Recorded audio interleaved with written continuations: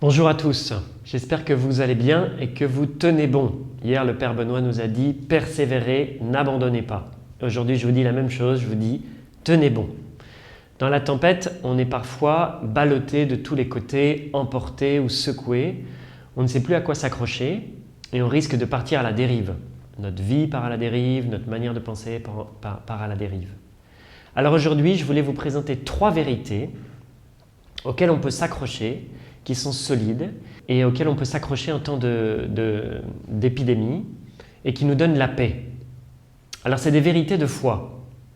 Donc pour les croyants, peut-être vous les connaissez, c'est juste un rappel, mais souvent on les oublie, ou en tout cas on ne les intègre pas.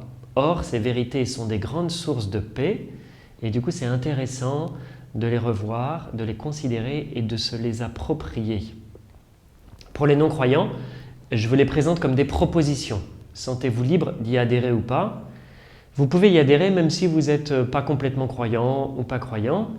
En fait, notre esprit cherche toujours la vérité et on a comme un sens à l'intérieur de nous-mêmes pour reconnaître la vérité. Mais la vérité, c'est difficile, c'est comme un chemin. Parfois, ça prend du temps et en particulier sur les très grandes questions, la question de Dieu, la question du sens de la vie, des questions où il n'y a pas de réponse toute faite et donc on doit aller sur ce chemin. Donc pour vous, ce sera comme des propositions. Les 3 vérités que je vais vous proposer aussi sont contre-intuitives, c'est-à-dire qu'elles ne semblent pas évidentes du tout, ou même il pourrait bien sembler évident qu'elles sont fausses. Les apparences semblent montrer le contraire. Et pourtant, en fait, elles sont vraies, et comme je le disais, il y a un grand bénéfice à y adhérer. Pourquoi ? Parce qu'elles nous donnent la paix.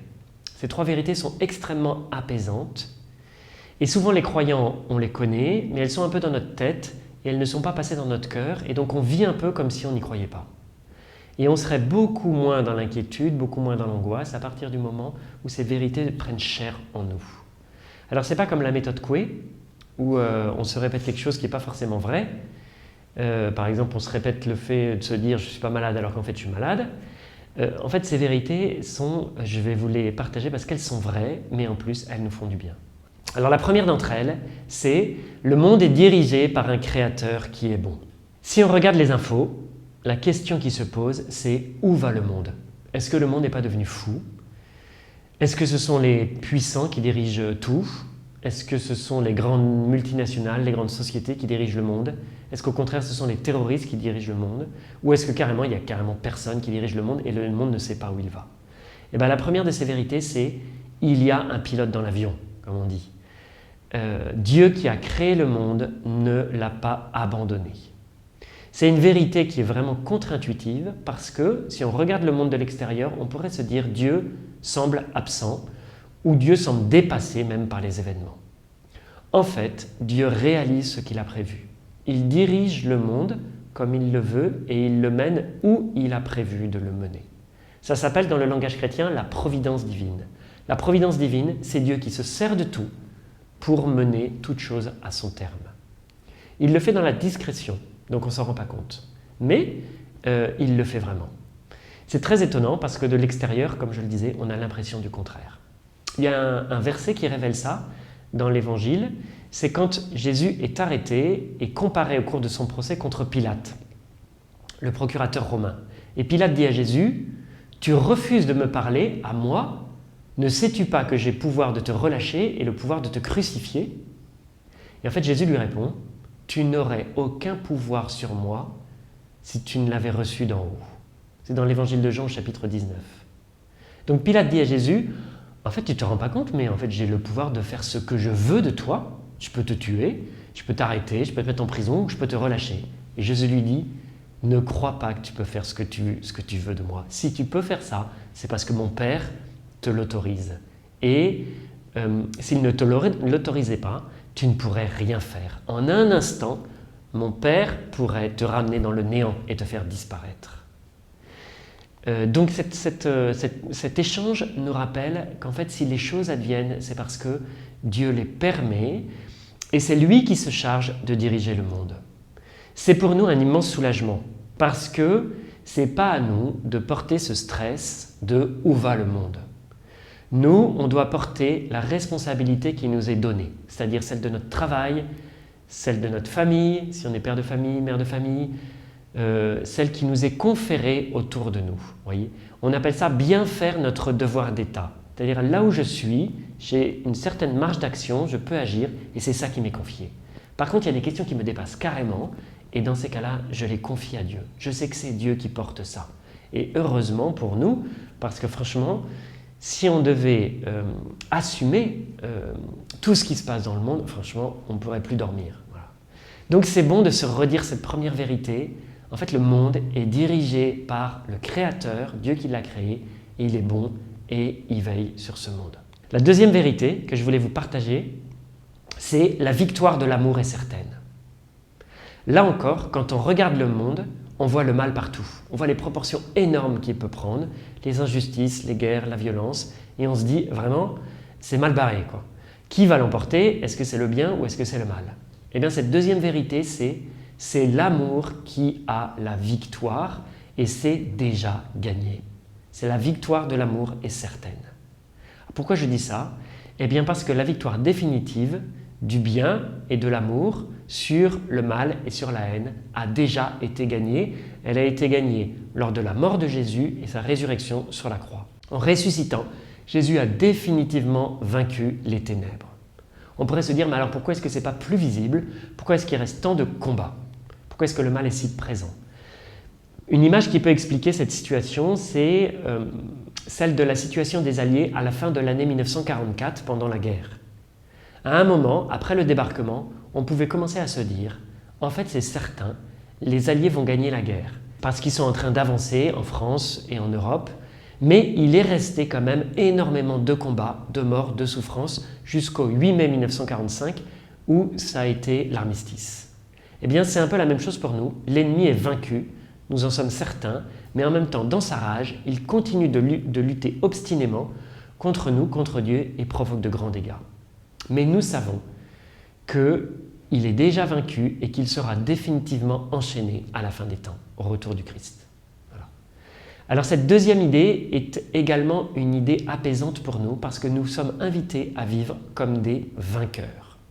C'est Saint Paul dans la lettre aux Romains, chapitre 8, qui dit « En tout cela, nous sommes les grands vainqueurs grâce à celui qui nous a aimés. » En fait, Jésus a tout vaincu et nous pouvons vivre comme si c'était déjà fait. Je repense à l'histoire d'un pasteur protestant qui s'appelle Dietrich Bonhoeffer. Il a été arrêté par la Gestapo pour des actes de résistance. Il a été gardé en prison et exécuté en 1945. Et en fait, la veille de sa mort, il sait qu'il va mourir et il écrit un dernier message sur un petit billet qui va passer à quelqu'un.